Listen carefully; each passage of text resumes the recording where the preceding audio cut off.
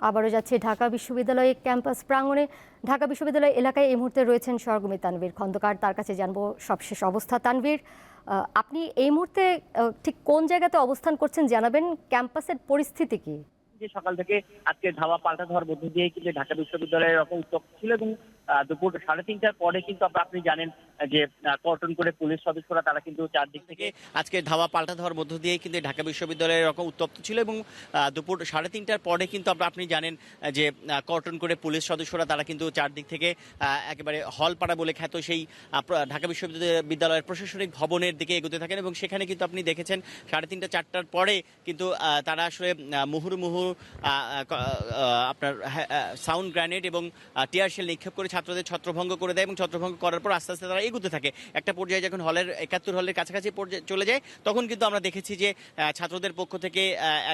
দুজন প্রতিনিধি এসে আসলে তারা অনুরোধ করে ভেতরে যে সাধারণ ছাত্ররা যারা আছেন, আন্দোলনকারী ছাড়াও যে সাধারণ ছাত্ররা আছেন তারা আসলে বের হয়ে যেতে চান। তারা ব্যাগটা গুছিয়ে রেখেছেন, ব্যাগ কিন্তু আসলে যাওয়ার সুযোগ পাচ্ছেন না, ভয় পাচ্ছেন। পরে পুলিশের পক্ষ থেকে কিন্তু বলা হয় যে আসলে ঠিক আছে আপনারা চলে যান, আপনাদের সেই সুযোগ দেওয়া হলো। তারপর কিন্তু তারা দল বেঁধে নীলক্ষেত মোড় দিয়ে আসলে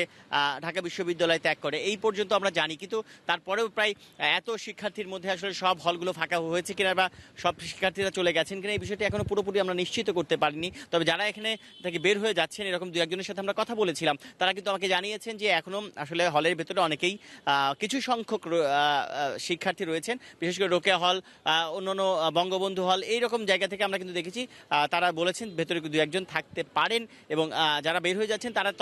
সেই সময় অর্থাৎ সন্ধ্যার পর 7টার দিকে আমি কথা বলেছিলাম, 7টা 7:30টার দিকে, সেই সময় কিন্তু আমাকে বলেছিলেন যে এখনও কিছু কিছু শিক্ষার্থী থাকতে পারেন। এই একটি বিষয় আমরা রয়েছে। আমরা দেখেছি যে আপনাকে সবশেষ যে ঘটনাটি আমি কিছুক্ষণ আগে আমরা আলোচনা করছিলাম গণমাধ্যম কর্মীরা, যে সন্ধ্যার পর থেকে শান্তই ছিল, থমথমে অবস্থা বিরাজ করছিল ঢাকা বিশ্ববিদ্যালয় এলাকায়, কিন্তু রাত 10টার পরে আমরা দেখেছি কিছু হঠাৎ করে সাউন্ড গ্রেনেডের শব্দ পাচ্ছিলাম আমরা টিএসসি মোড় থেকে, টিএসসি চত্বর থেকে। তারপরে আমরা সেই সাউন্ড গ্রেনেড যেখানে হচ্ছিল সেই দিকে এগিয়ে যে আমরা দেখি যে কেন্দ্রীয় শহীদ মিনারের সামনে কিন্তু বেশ কয়েকটি থেমে থেমে সাউন্ড গ্রেনেড হচ্ছিল। আমরা সেইখানে যখন যাই হঠাৎ তখন দেখি যে পুলিশ সদস্যরা হঠাৎ করে দল বেঁধে আপনার দোয়েল চত্বরের দিক থেকে এবং শহীদ মিনারের কেন্দ্রীয় শহীদ মিনারের দিক থেকে সামনের দিকে ঢাকা মেডিকেলের দিকে অগ্রসর হতে থাকে এবং তারা আসলে প্রস্তুতি নিয়ে তারপর আমরা তখন দেখি যে উল্টা দিক থেকে অর্থাৎ ঢাকা মেডিকেল কলেজের সামনে থেকে প্রায় 150-200 আন্দোলনকারী তারা কিন্তু সামনের দিকে আসছিল এবং পুলিশকে লক্ষ্য করে আসলে তারা স্লোগান দিচ্ছিল এবং তারা আসলে ইট ছুটছিল। সেই সময় কিন্তু পুলিশ আসলে একেবারে প্রস্তুতি নিয়ে তাদেরকে আসলে বেশ কিছু সাউন্ড গ্রেনেড ছোড়ে রাত 10টার পরে এবং বেশ কিছু কয়েকটি টিয়ার শেল ছোড়ে এবং তারপরে কিন্তু এই যে ছাত্ররা আসলে ঢাকা মেডিকেল কলেজের দিকে যে আন্দোলনকারীরা আসলে ঢাকা মেডিকেল কলেজের সামনের দিকে আসছিল তারা ছত্রভঙ্গ হয়ে পিছিয়ে ওঠে এবং পিছিয়ে হতে হতে একটা পর্যায়ে গিয়ে তারা তানভীর, আপনাকে ধন্যবাদ।